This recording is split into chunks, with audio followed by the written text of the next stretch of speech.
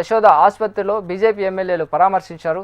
తెలంగాణలో పాలన గాడి తప్పిందని 15 నెలలు గడుస్తున్నా ఇప్పటి వరకు హోంమంత్రి లేకపోవడమే ఇలాంటి సంఘటనలకు నిదర్శనమని బీజేపీ ఎమ్మెల్యేలు అంటున్నారు.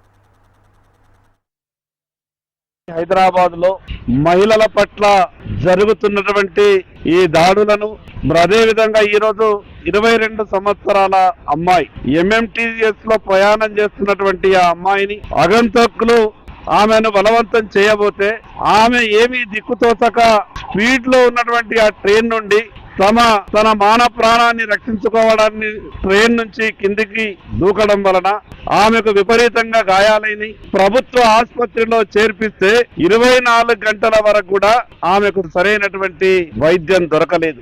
ఒక 22 సంవత్సరాల ఆడపిల్లకు అంత ఘోరమైనటువంటి వ్యవహారం జరిగితే ప్రభుత్వం వెంటనే స్పందించి కావలసినంత వైద్య సదుపాయాలు అందించి బాధితులను వెంటనే పట్టుకొని శిక్షించాల.